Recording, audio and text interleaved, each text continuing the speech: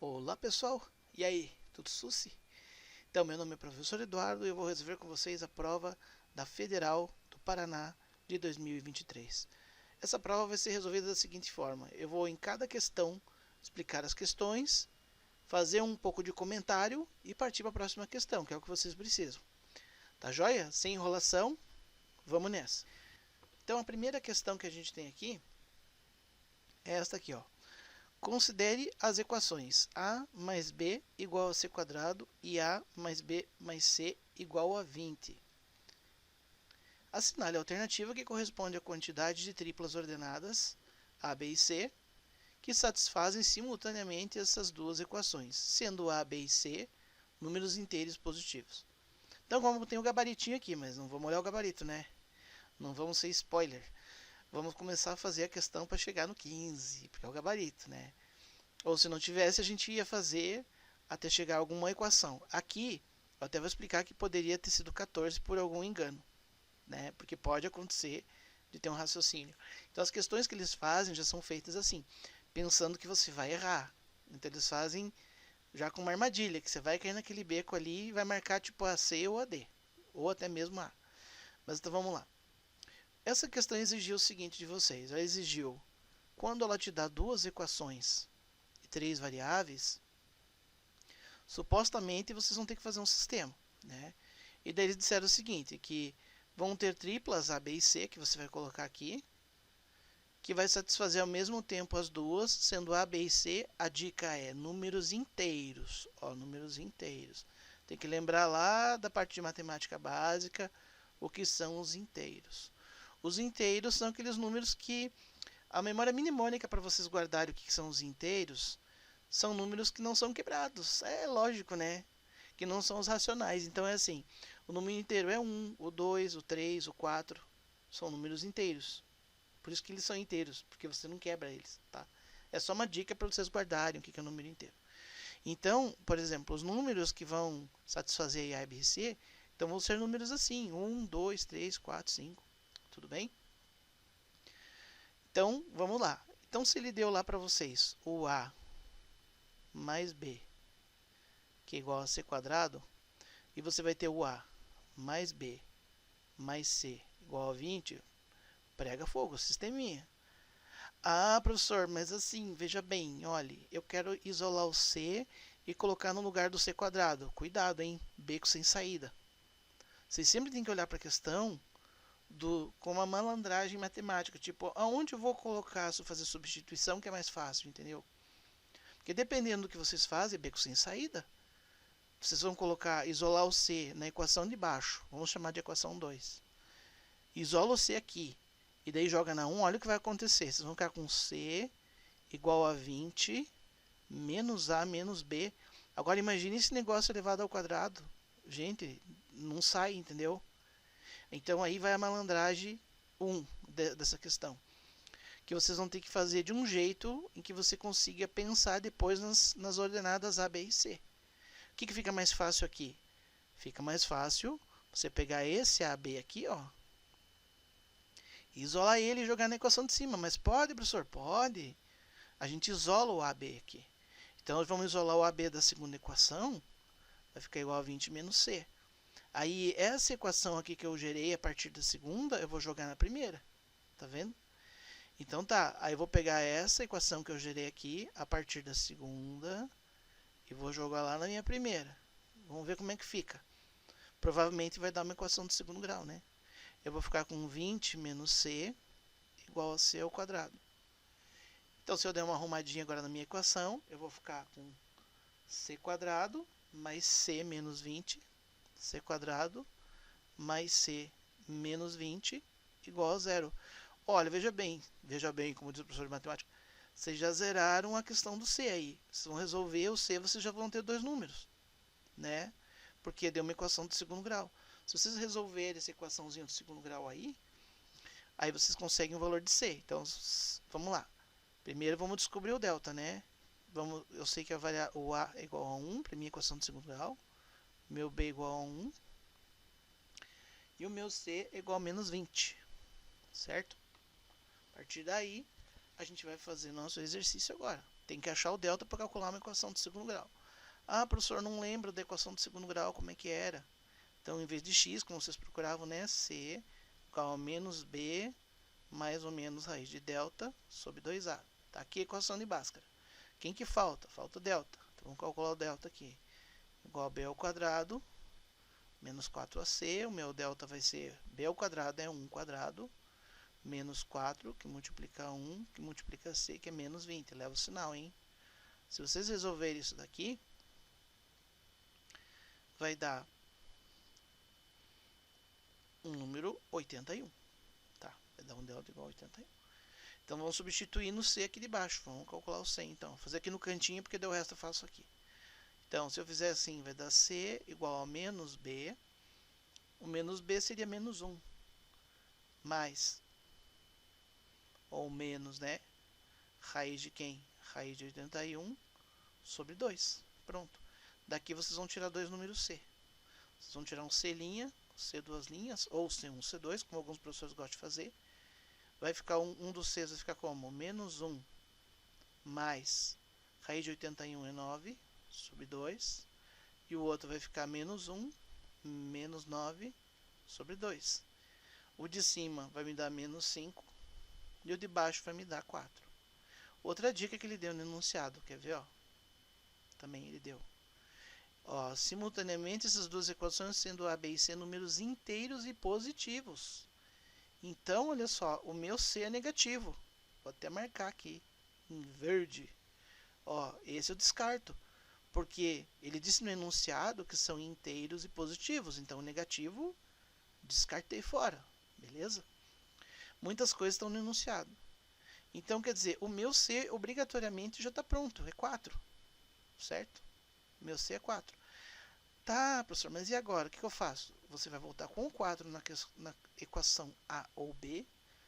Você pode voltar na primeira ou na segunda, vai dar no mesmo. Então, vamos voltar lá, eu vou pegar, pode ser a primeira, não tem problema, vai dar o mesmo valor. Então, eu sei que A mais B é igual a 4 ao quadrado, portanto, A mais B é igual a 16. Aqui está o meu problema. Ó. Aqui está o meu problema. O que eu vou fazer aqui? Eu tenho que fazer com que a minha tripla A mais B mais C seja satisfeita, certo? Fazer aqui no cantinho comigo. Opa, estou riscando de graça aqui. Mas olha só, se eu tenho uma tripla A, B e C, o que acontece? A minha C já está fixa, 4. Eu vou ter que brincar com A e com B, de forma que o quê? Qual que é a regra? Ó, que a soma das duas tem que dar 16. Mas ele limitou o problema. Você poderia pensar, nossa, professor, mas tem infinitos números que dá 16. Mas pelo enunciado, ele diz que são números inteiros e positivos. Então, a gente exclui todos os negativos e fica com os positivos. Então, agora virou um problema de raciocínio. Você pode até fazer uma tabelinha assim, ó, o A e o B. Que números o A pode ter e que números o B pode ter. Faz uma tabelinha. Então, por exemplo, o A pode ser 1 e 15. Pode ser 2 e 14. E vai embora. Pode ser 3 e 13. E tchuc, tchuc, tchuc, tchuc. Vai embora. Até chegar em quem? Você vai chegar, por exemplo, no 14 e no 2. Depois ele vai inverter. No 15 e no 1. Se você pensar nessa sequência aqui, ó. No total você vai ter quantos números? 15. Olha! Então, a única coisa que poderia acontecer de vocês se enganarem aqui, por exemplo, é chegar no 14. E daí pensar que, mas eu já tenho um 15. Mas cuidado, ó.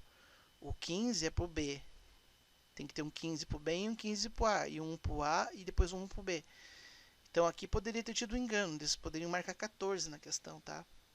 Estou mostrando aí as peripécias às vezes que a gente termina fazendo por se enganar. Então, pelo gabarito ali, ó, dá 15. São 15 números que você pode ter para o A e para o B, para dar 16 e ficar dentro da regrinha dos números inteiros positivos. Beleza? A parte mais complicada da questão, letra E, que a gente marcou, fazendo um comentário já, as três partes difíceis. A primeira é você enxergar que, se você isolar errado, é um beco sem saída. Não sai do exercício. A segunda, depois tinha que lembrar de equação do segundo grau, resolução de equação do segundo grau. E por último, usar um probleminha de raciocínio lógico. Foi uma questão bem inteligente, ou seja, muito mais raciocínio do que decoreba. E até um pouquinho de malandragem matemática aí, tá? Como a federal tem cobrado aí, sempre nas questões. Tá joia? Vamos para a questão 11. Relembrar algumas coisinhas aí. Essa aqui, gente, eu não achei uma questão tão difícil, tá? Porque se você olhar bem o enunciado com calma e lembrar lá da parte de equações do primeiro grau, é um problema bem tranquilo até, sabe? Um pouco de gráfico também, se vocês lembrarem, né? Então eu vou fazer com vocês junto aqui para a gente entender. Pelo enunciado ele diz o quê? O índice de massa corporal IMC de uma pessoa adulta é dado pela fórmula. IMC é massa medida em quilogramas sobre a altura ao quadrado, altura medida em metros. Admitindo-se que a altura de uma pessoa adulta é constante, ó, fica a dica. Quer dizer que a altura não muda mais. Você escolhe uma altura, por exemplo, né? Fazendo um exemplo aí, vocês vão ver. Eu vou escolher uma altura e vou colocar aí. Vou transformá-la numa constante. Se durante um ano ela aumentar sua massa, então é correto afirmar que nesse período o gráfico do seu IMC em função da massa é parte de uma. Então, vamos lá fazer essa questão. Como é que vocês vão fazer? Vocês têm que pensar primeiro na questão do IMC ali e daí a altura sendo constante. Então vamos supor que uma pessoa tem, vou exagerar, tá? Que uma pessoa tenha 2 metros de altura. Uma pessoa grandona. IMC é igual a massa, vou deixar M, sobre a altura. Se ela tiver 2 metros, vai ser 4. Tá vendo? E como ela é adulta, esse valor não muda mais. Só pra gente ter uma ideia. Então ela falou o seguinte. Ele disse assim, que ele quer saber que nesse período o gráfico do IMC em função da sua massa é parte de uma. Olha, o IMC poderia ser dito que assim, que é 1/4 de M. Tá vendo? Poderia ser isso também. Quer dizer, mesmo que seja 1/4 de M, ainda assim é uma função do primeiro grau, se vocês lembrarem lá de y, é igual a ax mais b, só que no caso aqui o b não existe, então eu apago, é como se fosse y igual a ax. O IMC é o teu y e o teu x é a massa, tá vendo? E o teu coeficiente angular é 1/4. Aí se vocês lembrarem lá das equações do primeiro grau, o que acontece? Vou fazer um gráficozinho pequenininho aqui, ó. Um gráficozinho, em vez de x por y, eu vou colocar IMC e vou colocar a massa aqui. Olha só, o A aqui ele é positivo. Isso quer dizer que ele é uma função crescente, uma função do primeiro grau crescente. Certo? Função crescente. Então é 1/4. Tudo bem, está crescendo um pouquinho, mas está crescendo, né? Então assim, ó, a ideia principal aqui, se é 1/4, é como se você andasse 4 em x, 2, 3, 4 em x e 1 lá em y. Certo? Essa aqui que é a ideia do gráfico. Então a gente fazendo uma análise rapidinha assim do que acontece, um pouquinho mais até do que precisa. Se vocês verem ali, ó, reta horizontal. Puxa vida, reta horizontal seria uma função constante, né? Seria uma reta aqui, ó, fazer com uma outra cor, amarelo. Seria uma reta aqui, ó. Assim. Quer dizer, se fosse uma reta assim, o IMC, a massa ia estar aumentando e o IMC ia ser o mesmo. Não tem lógica, né? Então letra A está fora. Reta crescente. Ok, tem lógica. É essa mesmo. Tá certo? Curva crescente e côncava para cima. Então, gente, olha só. Aqui eles tentaram pegar vocês na questão do enunciado. Porque quem olha com pressa ou desatento, o que vai acontecer?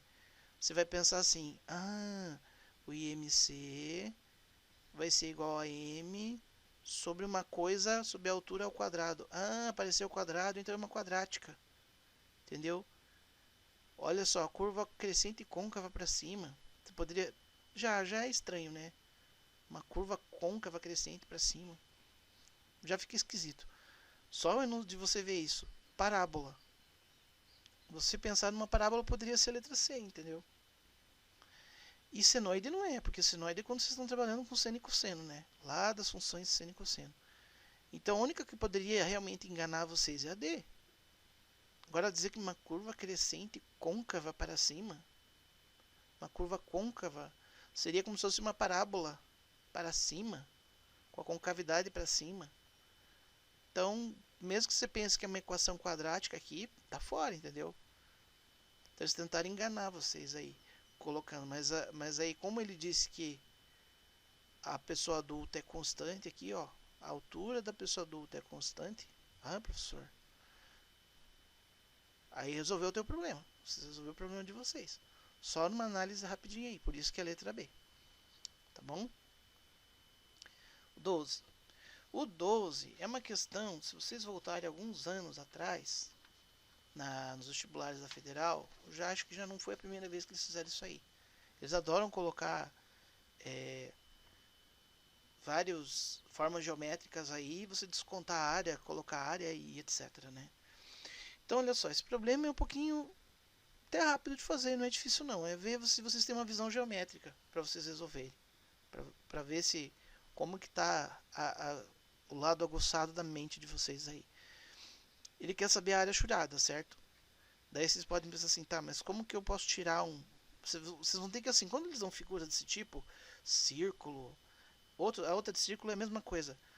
Alguma coisa vocês vão ter que arrancar da figura. Alguma figura redonda, por assim dizer, uma figura bonitinha, tipo um triângulo, retângulo, quadrado, trapézio, que você consiga quebrar o problema em outros para resolver. Que é o caso desse aqui, você tem que quebrar ele, ó.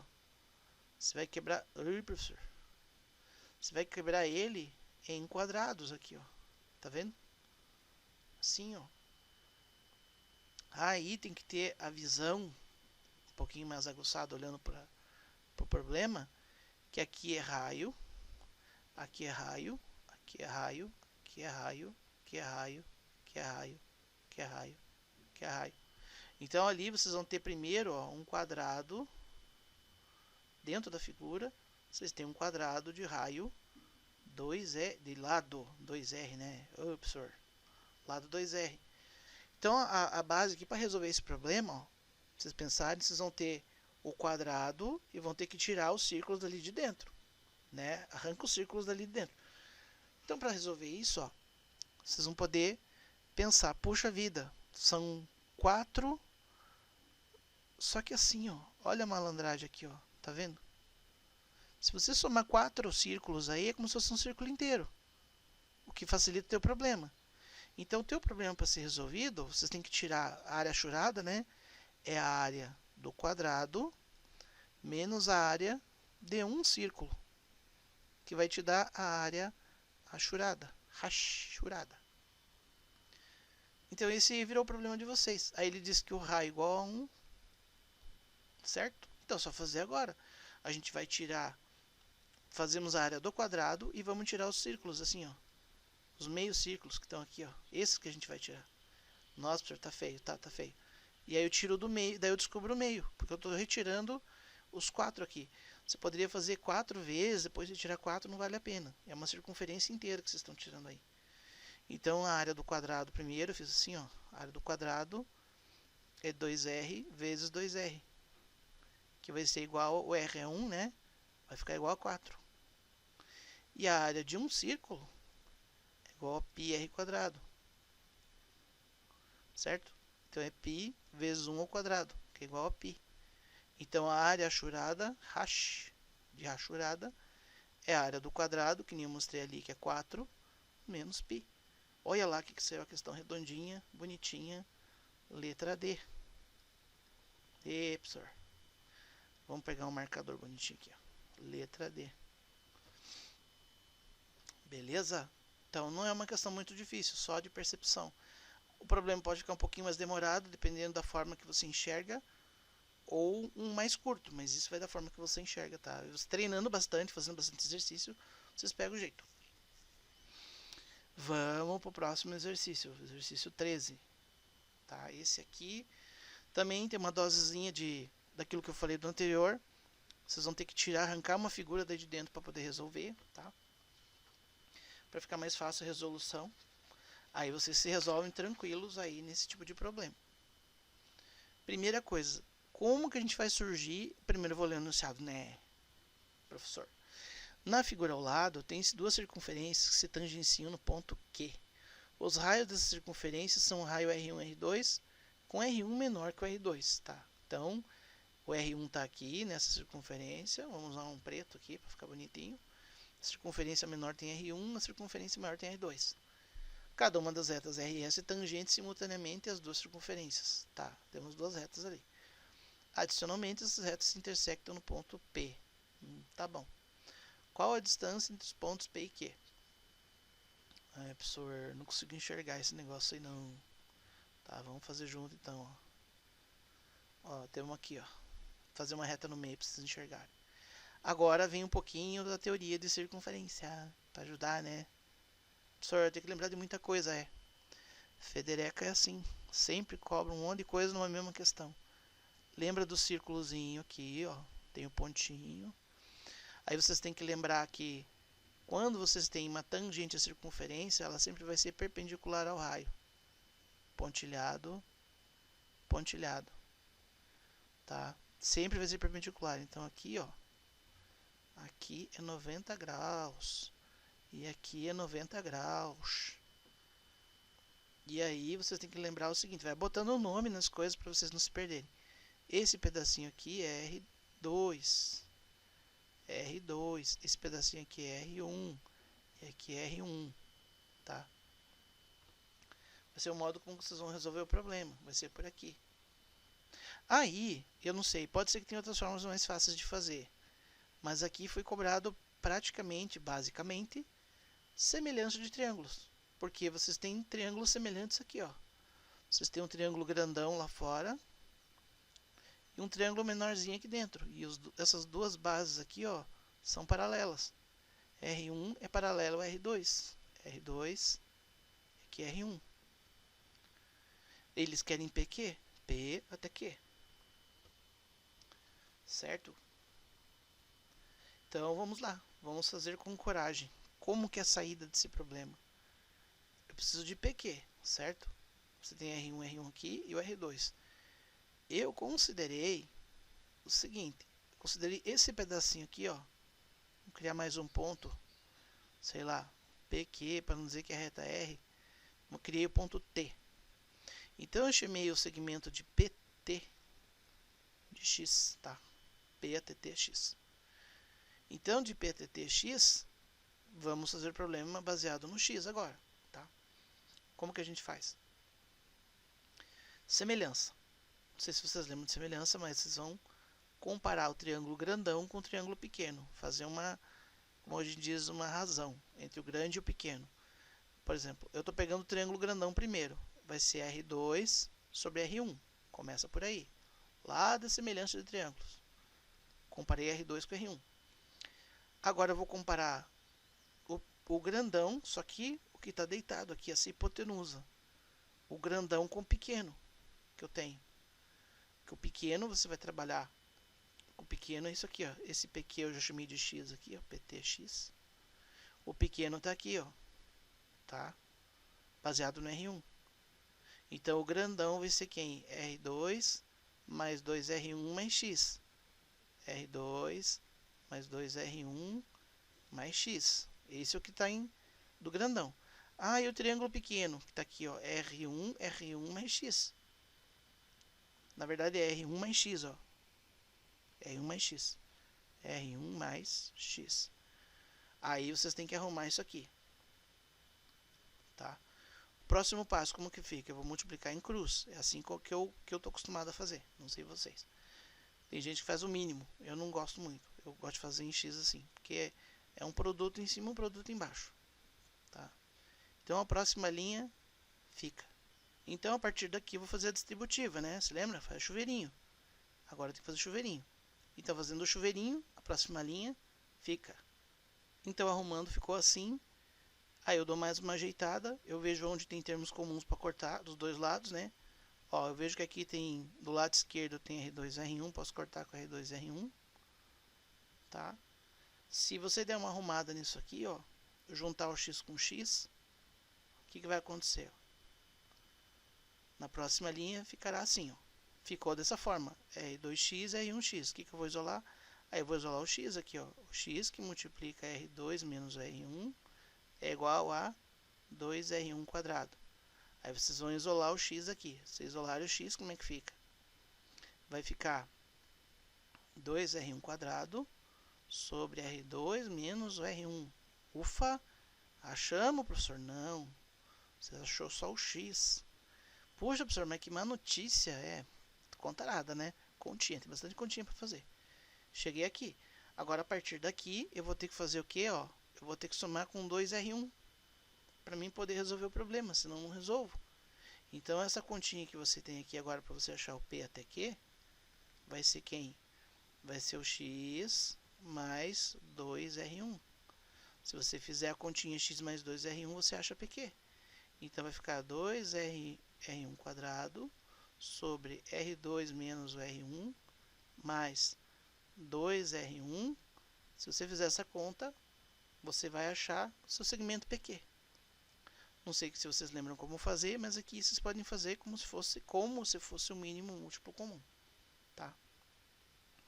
Aí vocês vão fazer um segmentão aqui, ó, assim. Quem que é o mínimo entre aqui como se fosse 1? R2 e R1 é o próprio R2 menos o R1, é o próprio mínimo.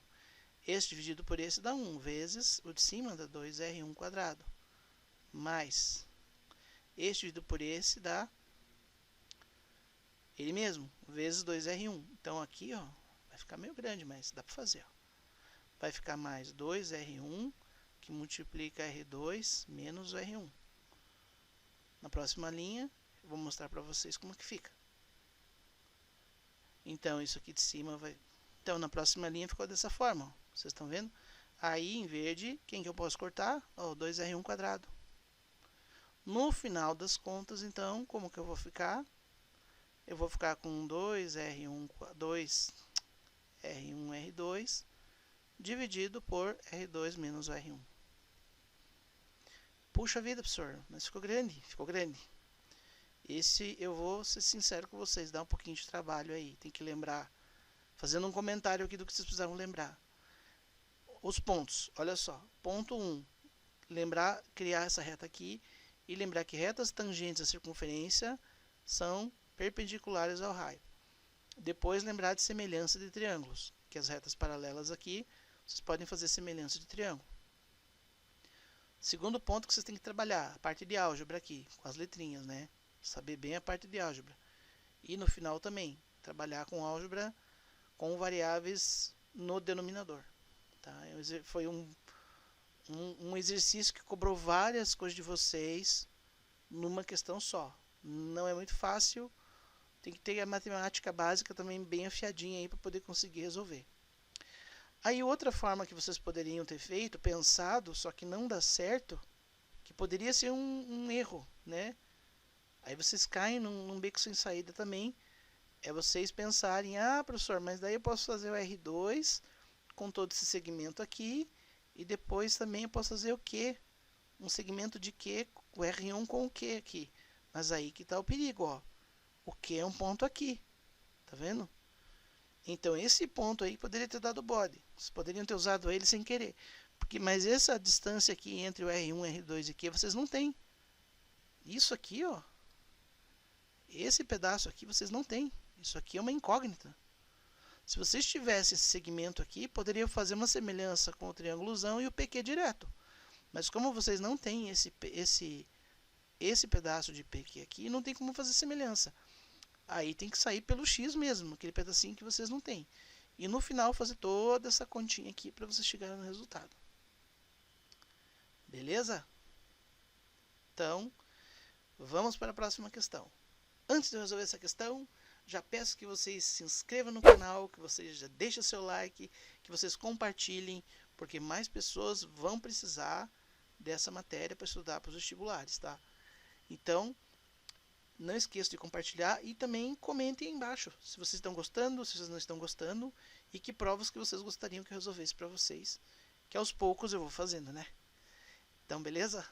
Vamos continuar na 14 então. Vamos lá, 14. Sejam as retas RS retas do plano cartesiano que são perpendiculares, ó as dicas, ó as dicas, ó as dicas. São perpendiculares, e se intersectam no ponto 3, 3. Professor, mas eu gosto de fazer de cabeça, são perpendicular, pá. Gente, eu recomendo que quando cai prova de geometria analítica, façam um esboço num cantinho. Peguem ali o cantinho da prova ou lá e façam assim, meio tosco mesmo, não tem problema. Façam um esbocinho assim, ó. Só para vocês terem ideia do que está acontecendo. Façam na... Ah, mas eu não sei desenhar, não tem problema. Faz só assim, o eixo X, o eixo Y, uns tracinhos mais ou menos da mesma distância aqui, uns tracinhos mais ou menos da mesma distância aqui. E aí vocês têm noção do problema, tá? De como resolver. Então vamos lá. Ele diz que as retas RS são perpendiculares e se intersectam no ponto 3 e 3. Então aqui, ó, eu tenho o ponto 3, as retas se intersectam aqui. Sabendo que a reta R intersecta o eixo X no ponto 2 e 0. Opa, a reta R intersecta o ponto X no ponto 2 e 0. Isso quer dizer o quê? Que é no ponto 2 de X e 0 de Y, certo? É isso que vocês vão fazer. Então, você tem o ponto 2 e 0 aqui, ó. Aqui é o ponto 2 e 0. 2 e 0, 3 e 3. Ah, tá ficando mais claro, né? Aí a gente faz uma reta aqui, ó. Pode fazer meio na unha mesmo, né? Não precisa ser perfeito aqui assim, ó. Eu tô fazendo meio no grito também, ó. Então tá aqui, ó. Tá? Tem uma reta R aqui. Consegui gerar minha reta R. E nesse mesmo ponto 3 e 3 tem uma reta S, que ele fala, que faz 90 graus aqui, ó. Ai, professor, esse desenho feio. É, vai ficar feio mesmo. Que aqui tem um 90 graus aqui. Tá. Um pouquinho mais, né? Pra ficar 90 graus. Lá assim. Vai cruzar o eixo X lá na frente em algum lugar. Você não sabe. Tá? Então, essa é a reta S e ela também tem um ponto 3 e 3. Assinale a alternativa que corresponde ao valor numérico da área do triângulo delimitado pelas retas RS pelo eixo X. Olha só. Ele quer o triângulo aqui, mas como elas são perpendiculares, ó, elas têm um ângulo de 90 graus, o que já facilita a tua vida. Por quê? Olha só, se aqui é um triângulo retângulo e você tem essa aqui e você tem a altura, só falta você descobrir esse ponto aqui, ó, e descontar do 2. Fazendo isso, você tem hipotenusa. Oh, aí ficou mais fácil, né? Ah, professor, eu vou usar... Aí, pode usar base vezes altura sobre 2, né? Ah, professor, mas eu queria fazer Pitágoras e descobrir o triângulo pitagórico, mas, né? Pra quê? Não precisa, né? Tem gente que sai fazendo na louca, tudo que dá vontade de fazer. Não, cuidado, veja, foca na pergunta. Ele quer a área. Então, se você tem a base, a altura você já tem que é 3, só falta você achar a base. Base vezes a altura sobre 2 é a área do triângulo. Ah, professor, mas tem aquela outra forma da matrizinha para calcular a área de figura geométrica com geometria analítica. Gente, dá mais trabalho, né? Triângulo, retângulo aqui é só fazer base vezes a altura sobre 2. Então, tem um chorinho aí na questão. Você vai perder um tempo olhando os pontos, mas vai conseguir fazer a questão de uma forma mais fácil. Eu vou resolver da minha forma, tá? Que vou fazer uns comentários e, claro, tem outras resoluções de outros professores aí no YouTube. Mas a minha forma eu resolvo por aqui. Eu creio que seja mais rápida para vocês fazerem, tá? Então vamos lá. Para a reta R, o que eu preciso fazer? Eu preciso dar um jeito de achar a equação da minha reta R. Porque se eu achar a equação da minha reta R, eu acho esse ponto aqui depois, tá vendo? E como que eu acho a R? Eu acho a S, né? Pela S eu acho esse ponto. Como que eu acho a reta S? Pela reta R. Por ela ser ortogonal aqui, perpendicular. Então, eu vou primeiro descobrir a equação da R, ver o coeficiente angular dela, e daí depois eu descubro essa aqui. A reta R, na verdade, você só precisa do coeficiente angular, para descobrir o coeficiente angular da reta S. Então, olha só, primeiro passo que eu vou fazer aqui. Para minha reta R, eu vou procurar meu coeficiente angular, meu A. Como é que eu calculava o A? Ah, é y2 menos y1 dividido por x2 menos x1. Vamos dizer que o ponto 2 é aqui e o ponto 1 é aqui, tá? Então, meu x1, meu x2, x1, meu y2 tá aqui. Esse é meu x2, esse é o y2. Esse aqui é o x1 e esse é o y1, tá? Quem que é meu y2? É 3, beleza. Quem que é meu y1? É 0. Linha de baixo. Quem que é o próximo? x2 menos x1. Quem que é o x2? Ó, meu x2 é 3. 3. Professor. 3. Quem que é meu x1? 2. 3 menos 2. 3 menos 2 é 1. 3 menos 0 é 0. Então, meu coeficiente angular é 3. Tá. Agora vamos achar o coeficiente angular da outra. Eu nem preciso mais da equação da reta R, tá? Já não me interessa mais. Agora eu vou para a reta S. Para a reta S. O que eu preciso achar? O coeficiente angular dela. Por quê? Olha só. Você tem duas formas de achar uma equação da reta na geometria analítica. 2 pontos traçam uma reta, ou se você tiver um ponto e a inclinação dela, acabou o problema. Você já achou uma reta. Então você já tem um ponto, que é o 3 e 3, só precisa da inclinação da reta S. Né? Então vamos lá. Como é que eu acho a inclinação? Aí vem lá da teoria. Que a reta S, o coeficiente angular de A, vou colocar A de S aqui, ele é menos 1 sobre o outro ponto que você tem lá, que é 3. É menos 1/3. Pronto. Isso aqui daí é conhecimento lá da geometria analítica, tá? Das fórmulas. Vocês sabem que quando você tem duas retas, só revisando, tem duas retas assim. Você tem duas retas e elas são perpendiculares. O que acontece? Se o coeficiente angular desse aqui é A, da reta S, da reta R, tô chutando, tá? E essa é a reta S. E essa reta S aqui, ela vai ter o sinal contrário. Você tem o A de S, vamos chamar que é o A de S e o A de R. O A de S vai ser igual a menos 1 sobre o A de R. Isso aqui vem lá das formulazinhas de geometria analítica, tá? Vem de lá, tudo bem? Então agora eu preciso descobrir a equação 2, a equação da reta R. Entendeu? Equação da reta S, não de R, Eduardo. Equação da reta S. Como que você vai fazer agora? Eu gosto de fazer assim, ó. Y igual a AX mais B, certo?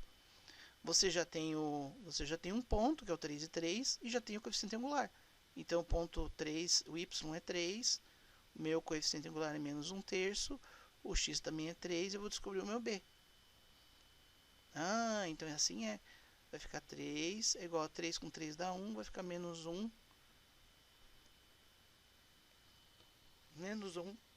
mais B. Desculpa, aqui é mais B.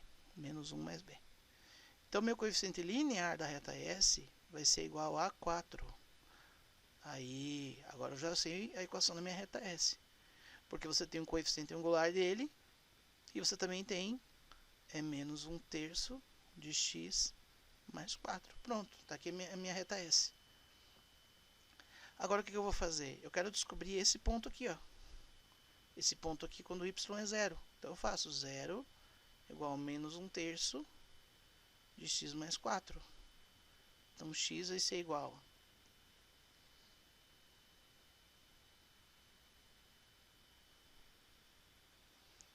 x vai ser igual. Vai ser 1/3 aqui mesmo, né? O 4 passa para lá, menos 4. Então x vai ser quanto? Igual a 12. Eu já arrumei o sinal, tá? Então aqui, ó, é 12 de x e 0 de y. E agora? Você tem um triângulo retângulo. Que é só fazer base vezes altura e você descobre a área dele. Ó, a base, ó, é 12 menos 2. Então a base é igual a 10. Então é 12 menos 2. Base vezes altura, que é quanto? 3. Aqui que você tem, ó. Altura é 3. Dividido por 2. Desculpe, vou voltar aqui. Vamos voltar. A base vezes a altura dividido por 2. Agora tá certo. Então vamos lá. 12 menos 2 vai dar 10. Certo? Isso aqui dá 10. 10 vezes 3 dá 30. Dividido por 2 vai dar 15 unidades de área. Pronto. Trabalhosinho um pouco. Tem que lembrar de algumas coisas aí. Então, assim, o que é legal vocês lembrarem nessa questão aqui, sempre, ó, geometria analítica, 2 pontos traçam uma reta, ou um ponto e a inclinação. Porque se você tem um ponto e sabe a inclinação estática daquela reta, vocês também vão ter a equação dela. De algum jeito vai aparecer. Belezinha? Vamos para a próxima questão 15. Essa aqui pode ser que dê confusão, sabe? Mas para quem está acostumado a fazer bastante exercício de combinatória, não é uma questão muito difícil, tem que só raciocinar um pouquinho. Como que funciona? Tem que pensar o seguinte. Ah, professor, você não está lendo enunciado de novo? Vamos lá então. Ana, Beatriz e Carlos, ABC, escolhem lugares para se sentar em uma mesa hexagonal regular. Cada lugar corresponde a um dos lados do hexágono, que estão numerados de 1 a 6, conforme a figura ao lado. Os lados 1 e 4 são considerados lados opostos da mesa. Ó. Assim como o 2 e 5, o 2 e 5 estão opostos e o 6 e 3. De quantas formas diferentes Ana, Beatriz e Carlos podem escolher os lugares de modo que nenhum deles fique sentado ao lado oposto do outro. Então eles não podem ficar assim, ó. Nem assim, nem assim, nem assim. Nem um de frente para o outro. Então é assim, o que é mais fácil de você pensar aqui nesse exercício? Você tem que pensar o seguinte, você pode pensar como se fossem 3 tracinhos. Ana, Beatriz e Carlos. Quantas opções a Ana, Beatriz e o Carlos podem escolher para sentar? Vocês concordam comigo que são 6, porque é um hexágono? Então eu já tenho 6 opções aqui para eles sentarem. Então eu vou escrever aqui, ó, 6 opções. Aí no próximo, o que vai acontecer? As outras 2 pessoas vão ter quantas opções para sentar? Ó, você escolheu, por exemplo, a Ana aqui, ó. Você escolheu a Ana fixa aqui. Quantos lugares que sobram para os outros 2 sentarem? Sobra 1, 2, 3, 4. Concorda? Porque o que da frente não pode. Então vai ter 4 lugares para eles sentarem. Mas se você já colocou a Ana e a Beatriz aqui, ó. E agora? Quantos lugares que sobram? Ó, o 4 já não pode e o 5 já não pode. Isso vai sobrar 2 lugares, certo? Ou aqui ou aqui. Que é o que sobra depois que você já usou os outros 2. Então, você vai ter isso aqui para resolver. O produto disso aqui que vai te dar a resposta. 4 vezes 6, 24, vezes 2 vai dar 48. Porque assim, as coisas vão funcionar. Eles querem que seja Ana, Beatriz aqui e um não fique de frente para o outro, né? Esse E é a questão que você faz a multiplicação aqui. E. Tá? Daí tem que multiplicar. Lá da combinatória. Então é um probleminha razoável aí. Não é tão difícil, só tem que raciocinar realmente com os 3 aqui. Às vezes é um beco sem saída pensar, ó. Vai a dica. Aí é a questão do beco sem saída, ó. Como que fica o beco sem saída? Vocês começarem a pensar aqui no círculo. Ah, se eu colocar uma pessoa aqui, sei lá, a Ana aqui, o outro senta aqui, e quantas formas eu vou ter? Ah, eu sei que eu já vou ter 6, então 6 você já matou um 6. Daí você teria que pensar, mas se eu tivesse 2, quantas formas Ana, Beatriz? Talvez teria que começar a pensar aqui, ah, puxa vida, esse não fica de frente para esse não fica de frente para esse. Né? Se você for pelo hexágono, eu acho que é mais difícil raciocinar. Agora, se vocês forem pensando nos espaços, assim, com 3 tracinhos, com os 3 podendo sentar, fica mais fácil de raciocinar. Vamos para a próxima? Vamos, professor. 16, sem enrolação. Eu vou fazer a voz desse enunciado. Os ângulos internos de um polígono convexo de 20 lados estão em progressão aritmética e com razão igual a 4 graus. Qual o produto em graus entre o maior ângulo interno e o menor ângulo interno? Professor, não entendi nada. Vamos ler com calma de novo. Olha só. Então imagine um polígono. 20 lados. Difícil de pensar, né? É quase um círculo. Estão em progressão aritmética. Então dentro desse polígono de 20 lados, sei lá, eu vou dar só um exemplinho aqui. 1, 2, 3, 4, 5, até 20, né? Quase um círculo. Eles estão numa PA aqui dentro. Então, eles estão numa PA, Mas você não sabe qual que é o A1, certo? Você sabe que eles estão numa PA com razão igual a 4 graus. Então a razão R é igual a 4 graus. Qual o produto em graus entre o maior ângulo interno e o menor ângulo interno? Então ele quer o A1 e o A20. Essa é a pergunta dele. A pergunta é o A1 vezes o A20. É isso que ele está querendo. Então, o que nós vamos fazer aqui? A gente vai fazer... Então, o que a gente raciocina aqui para resolver? A primeira coisa é que eu não sei quem que é o A1 nem o A20. Para começar o problema, então eu vou ter que ir atrás dos dois. Só que eu tenho duas formulazinhas aqui que podem me ajudar. Se vocês lembrarem, tem a soma dos ângulos internos de um polígono, que é n menos 2 vezes 180, porque mesmo que esteja numa PA lá dentro, eu vou ter que obedecer isso aqui. É a regra dos polígonos, certo? Ai, professor, que garrancho. Garrancho. N menos 2 vezes 180. Daí eu vou ter que resolver isso aqui primeiro, para mim saber a questão dos números de dentro lá do polígono, quantos que tem. Mas vocês concordam comigo também que se eu fizer a soma de todos os ângulos aqui dentro, ou, né, a soma dessa PA que eu tenho aqui, do A1 até o A20, somando todos os ângulos, a soma do primeiro e tal, vai ter que me dar o SI também. Então o segundo ponto de raciocínio é que a soma da tua PA lá dentro dos ângulos vai ter que ser a soma dos ângulos internos. Ah, professor, e a equação básica lá da PA? Aquela do soma do termo geral. Você vai ter que usar ela e ver o que acontece. Termo geral. Tá? E aqui eu vou ter que desenvolver o problema aos poucos, mas a primeira coisa que vocês sabem que a saída vai ser por aqui, ó. Alguma coisa vai sair daqui. Tá? Vamos lá. Aqui na Federal é sempre assim, você tem que ir tateando, né? Pra ver o que você consegue tirar de proveito aí do enunciado que ele deu pra vocês. Então, primeira coisa, já que eu quero ir atrás do A1, eu vou fazer a minha fórmula do termo geral, que é o A20 é igual a 1 mais... Estou usando aqui um roteirinho, tá? Por isso que eu olho para o lado, tá? Fiquem tranquilos. 20 menos 1 vezes a razão. Então vamos lá. A20 vai ser igual a 1 mais 19 vezes a razão, que é 4. Então eu vou ter uma equação aqui. A20 é meu A1 mais 76. Achei o A1, professor. Não, não achou. Você achou uma equação para a gente desenvolver depois. Tá? Achou uma equação para a gente desenvolver depois. A outra equação que eu vou atrás agora é a da soma da PA. Minha soma da PA, que tem dos ângulos lá, é o A1 mais a N vezes N sobre 2. Parece uma poesia. A1 mais a N vezes N sobre 2. Vamos lá.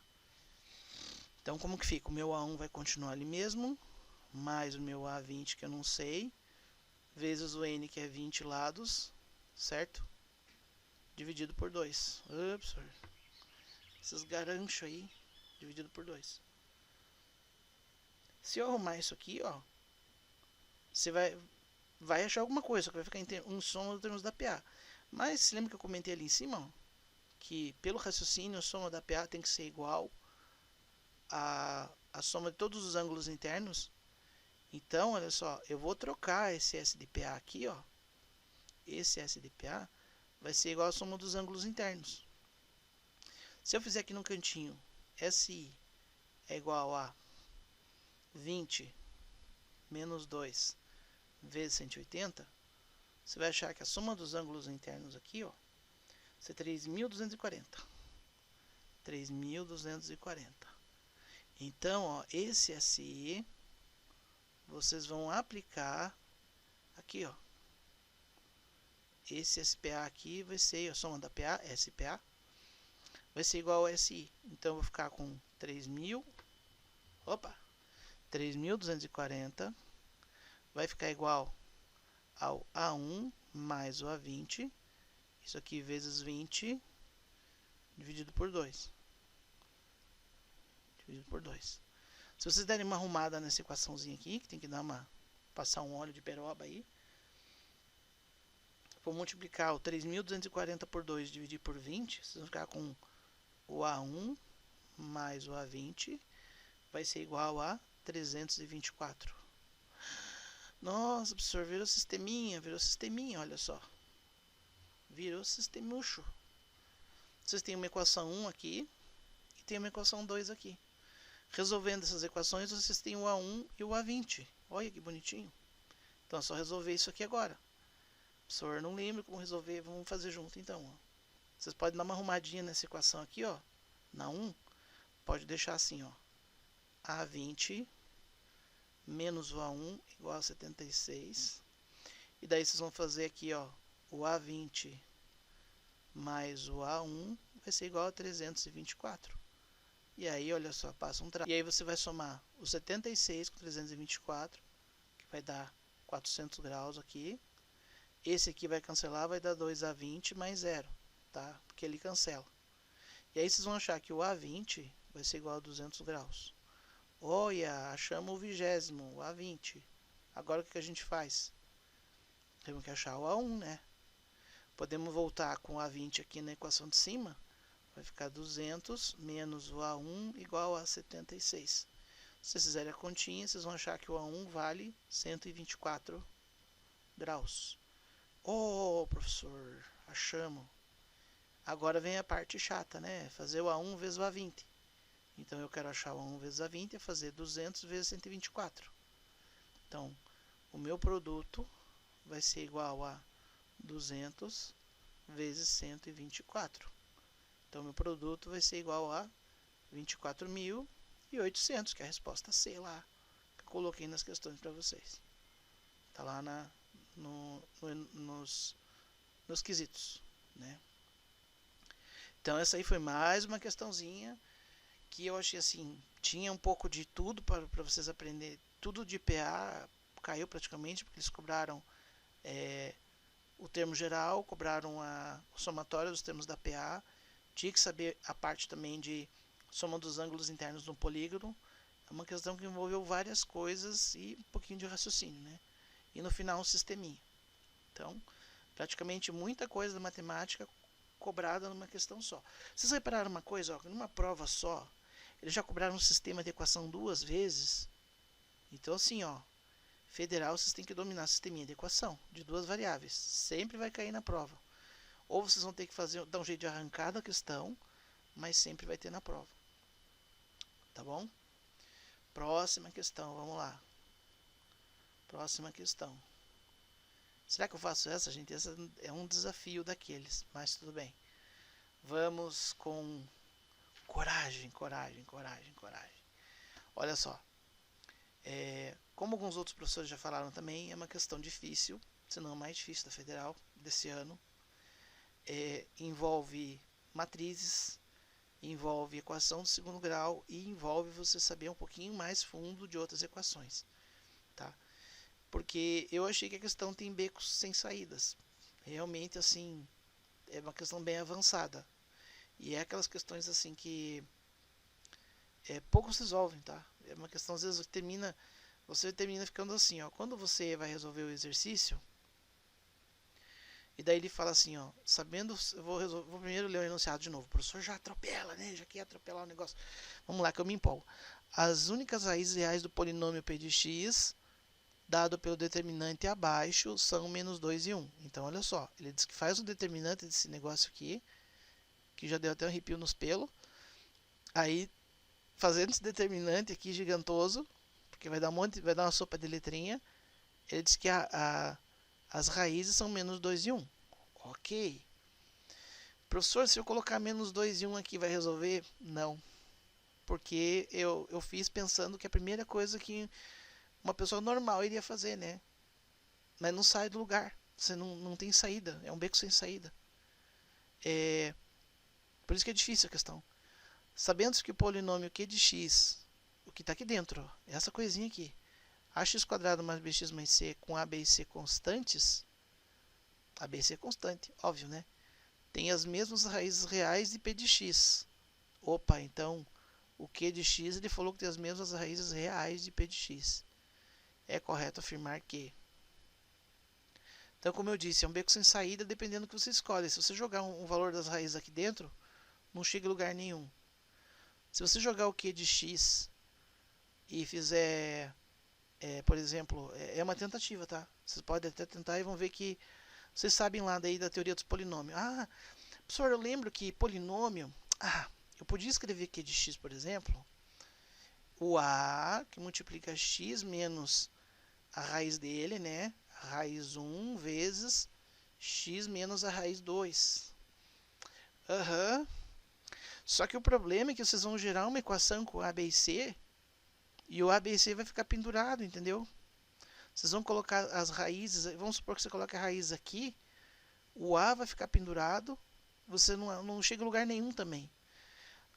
Fazendo a matriz ainda sai em algum lugar, vai chegar em algum lugar. O que vocês podem fazer na primeira vista, assim, ó, é ir na malandragem e descartar questões, quer ver?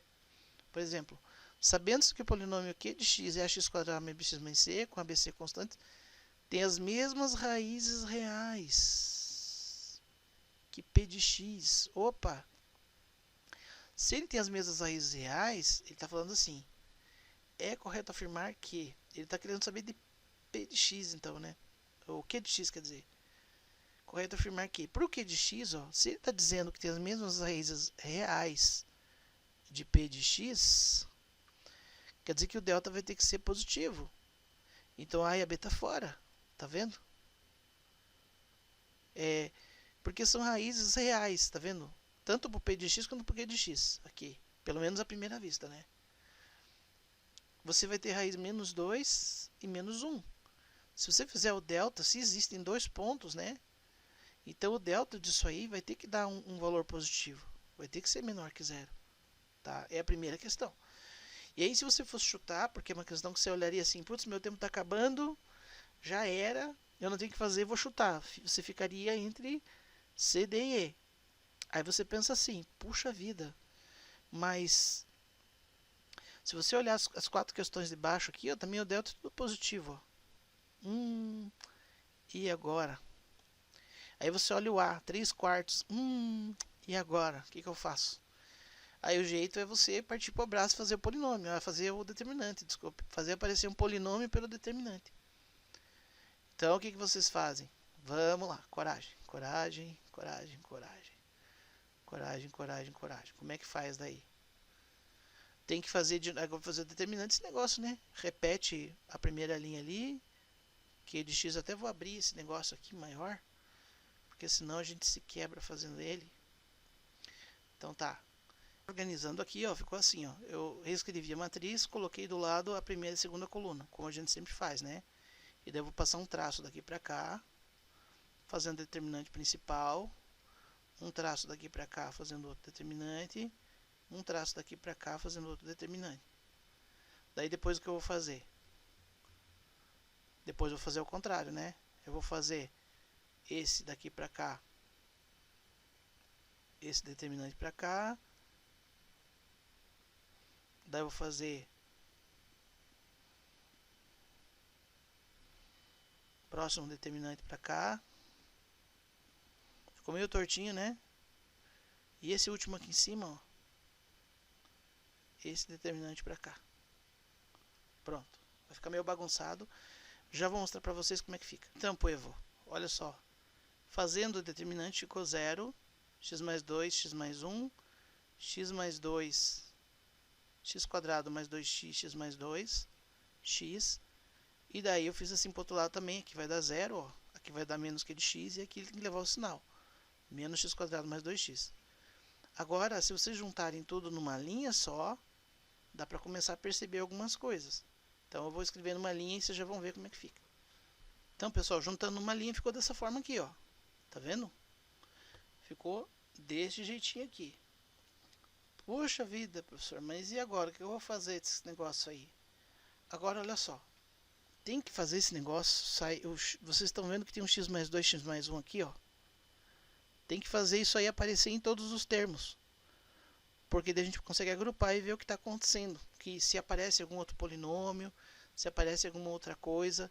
Então, por exemplo, esse aqui eu deixo. X mais 2, x mais 1. Beleza, deixei.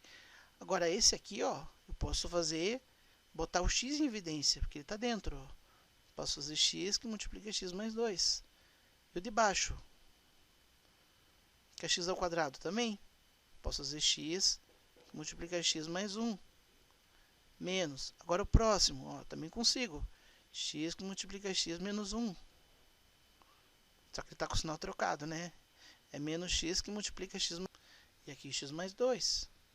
E aqui menos q de x. Ui, ficou grande. E agora?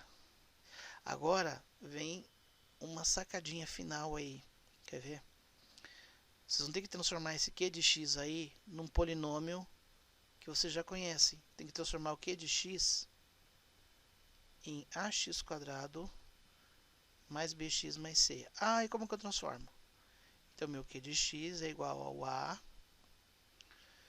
o termo a, que multiplica o x menos a raiz 1 vezes x menos a raiz 2. E o q de x aqui vai ser o a que multiplica x menos, quem que é minha raiz 1? É 2, só que menos com menos fica mais, x mais 2 e x mais 1, porque eu troco de sinal, certo? Porque lá a raiz não era, a raiz 1, por exemplo, não era menos 2, e a raiz 2 não era menos 1, o menos com menos aqui fica mais, só justificando o sinal, tá? Vocês podem ficar com dúvida aí.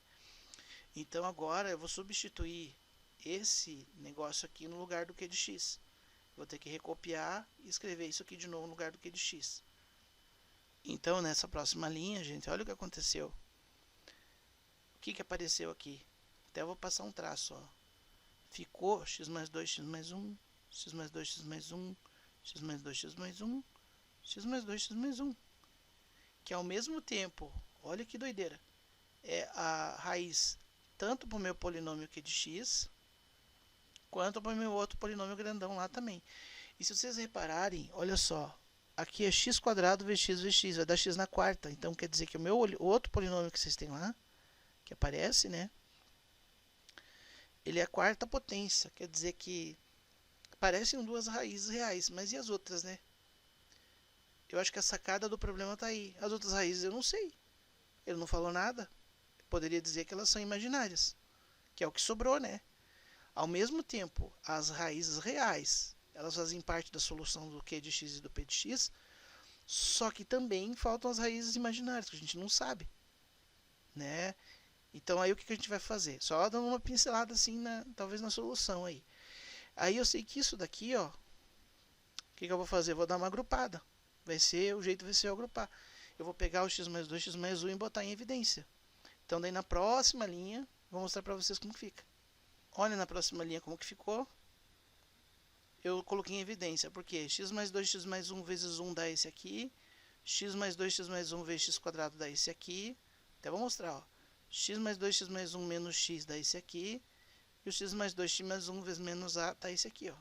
Se você fizer a distributiva com essa coisa toda aqui, vai chegar no que estava lá em cima, né? Aí, parte de fatoração. Então, agora que vem o pulo do gato, ó, do problema. Porque eu posso dizer o seguinte, ó. Vem a questão lá dos quesitos da prova. E isso aqui, ó. O que eu faço com isso daqui? Né? Essa é a pergunta. Isso aqui recai lá no enunciado, ó. Vamos voltar lá, ó. O valor do A. Tá vendo? Então, se você já tem duas raízes, olha só. Já tem duas raízes aqui, que são reais. Menos 2 e menos 1 vai zerar tudo, tá vendo? Mas eu quero saber o valor de A agora, então, para as minhas outras raízes imaginárias que eu não sei. Que estão enfiadas aqui dentro, que é um polinômio de x na quarta, provavelmente, que vai aparecer aqui. Porque aqui ó, vai aparecer um x na quarta, aqui um x na terceira. Quer dizer, vão ter mais raízes aí, né? E essas raízes que estão aí escondidas aí no meio vão ter um certo valor de A que provavelmente vão ser raízes imaginárias. Pelo menos foi até onde a gente consegue conceber essa ideia, né? Então, a partir disso, o que eu vou ter que fazer? Vou ter que fazer a solução desse polinômio aqui, usando a fórmula de Bhaskara para achar o valor de A. Certo? Porque eu sei que isso que está aqui dentro, certo? O delta disso aqui vai ter que ser negativo. Porque O que me sobrou foram raízes imaginárias. Imaginárias, tá? É o que sobrou. Certo? Então vamos lá. Vocês vão ter x ao quadrado menos x, que tá ali, mais 1 menos a. Pronto. Isso aqui eu vou fazer a minha equação quadrática, tá? Que eu tenho. Eu vou calcular o delta disso aqui agora. Vou calcular o delta dessa equação. Vamos ver. O a aqui igual a 1. O b é menos 1. E o c que você tem é 1 menos a. Certo? Certo, né? Vamos fazer a continha aqui. Fazendo o delta, vocês vão ter. Então, eu sei que o delta dessa equaçãozinha aqui tem que ser menor que zero, porque eu estou supondo que são imaginários, tá? Então, eu vou calcular lá que o b ao quadrado menos 4ac tem que ser menor do que zero. Quanto que é o meu b? Ah, meu b é menos 1. Menos 1 quadrado, menos 4 vezes 1 vezes o c, que é 1 menos a. Tem que ser menor que zero. Então, vai ficar 1 menos 4 vezes 1, 4, mais 4a, ser menor que zero. Tá? Agora, eu vou jogar arrumar aqui, né? Vai ficar menos 3, mais 4a, menor que zero. Isolando, 4a vai ficar menor que igual. Professor, 3. Aí eu isolo a, vai ter que ser menor do que 3 quartos. É a mania de usar igual, né, gente? Por favor, dê um desconto pro teacher. Ó, o a deu menor que 3 quartos. E isso porque a gente presumiu que já tinham raízes reais, então essas que existem agora são imaginárias, tá? Talvez tenham teoremas mais complexos na matemática que resolvem isso aqui de outra forma mais fácil, tá? Mas o que a gente tem para hoje, e da forma mais plausível, é dessa forma. E aí cairia na resposta letra B. O A tem que ser menor do que 3 quartos. Eu acho uma questão bem difícil. Bem difícil. É tipo a questão que vira roleta russa. Porque daí você cai na estatística. Você tem 1/3 de chance de acertar a questão. Né? Você tem 1/3 de acertar a questão. Mesmo que você tenha chegado aqui embaixo, ó, o comentário que eu faço. Mesmo que vocês tenham chegado aqui embaixo, ó, nisso aqui, tipo, tá aí agora, né? Como que eu vou presumir? Vou jogar as raízes aqui dentro e achar o valor de A? Aí zera, né? A tendência é zerar. Porque daí vocês realmente não tem o que fazer. Não tem uma saída. A saída é imaginar que as raízes que você tem são imaginárias. Dizer que é maior que 3 quartos, que é igual a 3 quartos, né? Eu acho estranho. Realmente é uma questão muito difícil de raciocinar, né?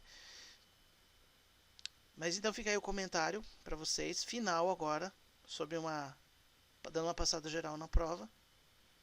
Antes de eu falar essa passada geral, já vou pedir novamente que vocês já deixem o seu like, que vocês se inscrevam no canal, vocês deixem o joinha, compartilhem, porque mais gente vai precisar dessas resoluções, tá? E mais essas dicas que eu vou dar agora no final. Então fica comigo, só para acabar. É rapidão. Então, ó, cobrou o sistema de equação, a questão de raiz de equação quadrática caiu mais de uma vez na prova. Nessa questão, foi uma questão de gráfico de primeiro grau, para ver se o aluno identifica equações do primeiro grau e de segundo grau. Então, enrolar vocês. Nessa questão, é questão de velocidade só, vocês tinham que enxergar uma outra figura para fazer o cálculo. O resto do cálculo foi tranquilo, não teve muito mistério. Essa questão aqui, ó, que a gente está fazendo também, que cobrou de vocês. Cobrou triângulo, retângulo e cobrou também a questão da semelhança. Então, semelhança deixem afiado, que sempre cai a questão de semelhança. Tá? Próxima questão. Essa aqui é da geometria analítica. Vale a pena lembrar que é uma questão de, quando cai geometria analítica, sempre faça um croquisinho no cantinho do desenho para vocês entenderem o que vocês precisam achar, o que precisa fazer.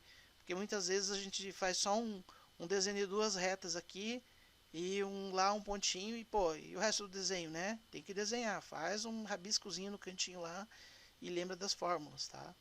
Que vai tranquilo também, não foi tão difícil essa questão, dava para resolver. Essa aqui eu já achei que ficou um pouquinho mais complicada, como eu disse, dependendo como vocês vão pelo raciocínio, vira um beco sem saída, né? Se vocês forem pensar pelo hexágono, vai ficando mais difícil. aqui, puxa vida, né? O que eu vou fazer? Mas quando vocês pensam na questão dos tracinhos, quantos lugares cada um pode ocupar, vira uma questão fácil, tá? É a questão de linha de raciocínio. Essa questão aqui cobrou tudo que vocês podiam imaginar e mais um pouco, né? Porque cobraram de vocês a questão de soma de ângulo interno de polígono, cobraram termo geral, cobraram PA, tudo praticamente. E um sistema de equação de duas equações, duas incógnitas.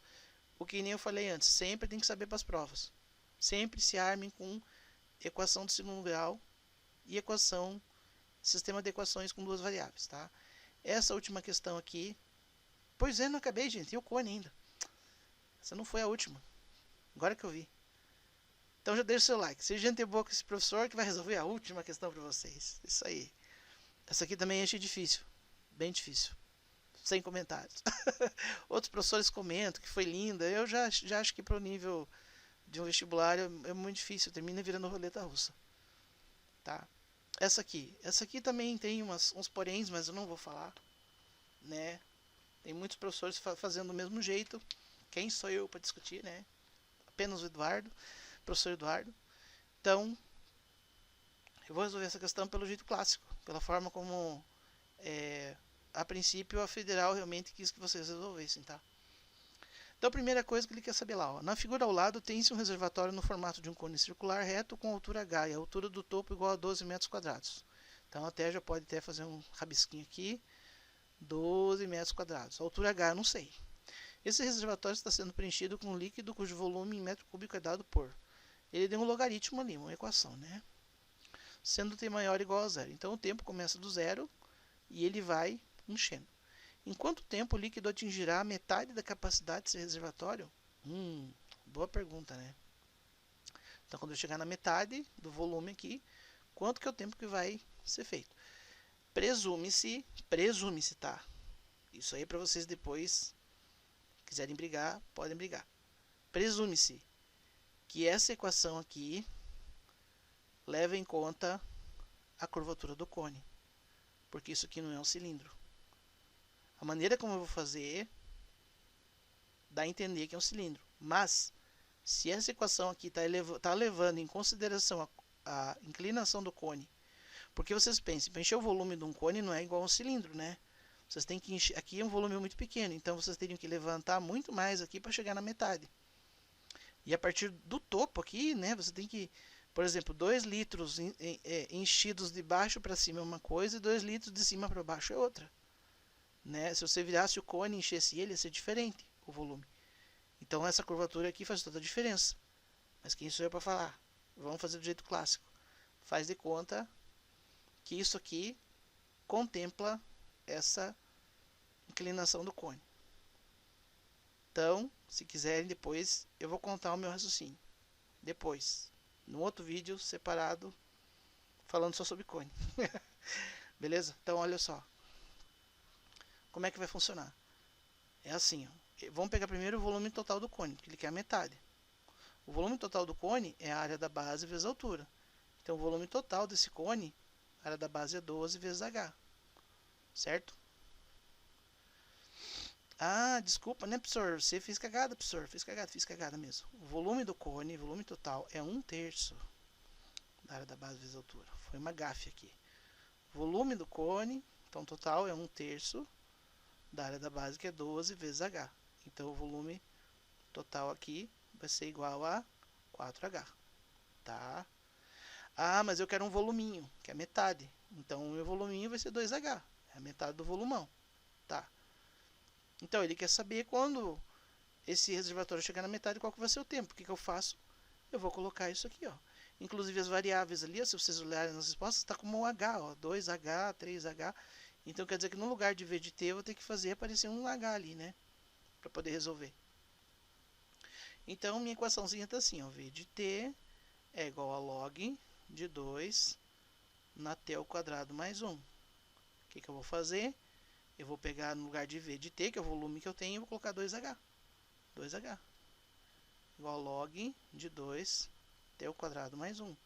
Relembrando da teoria de log, 2 elevado a H vai ser igual ao que eu tenho aqui em cima. Então, 2 elevado a 2H vai ser igual a t ao quadrado mais 1. Se eu isolar o t, que é o que ele está pedindo ali no enunciado, ó, t ao quadrado igual a 2 elevado a 2h menos 1. Mas como é que ele chegou no 4, professor? Ó, aí vocês separam, né? O 2h fica só o 2 ao quadrado, vai ficar 4. Vai ficar 4. Então o t vai ficar igual a 4 elevado a h menos 1. Tira a raiz. Mas de onde apareceu o 4, professor? Só lembrando um pouquinho, né, para vocês, como é que apareceu o 4. 2 elevado a 2h é como se fosse 2 elevado a 2 entre parênteses h. Lá das exponenciais, né? 2 na 4h. Lembraram? Então tá. Então fazendo isso, né, vocês acham a respostinha lá de vocês, que é 4h menos 1. Beleza, galera? Espero que tenha ajudado. Já deixe o seu like, compartilhem, façam aí embaixo os comentários de vocês, né? Ou se vocês viram outros vídeos, outras soluções, por favor, coloquem aí, que a gente vai discutindo, vai trocando uma ideia e provavelmente eu vou colocar outras questões da Federal para vocês. Beleza? Grande abraço, até a próxima.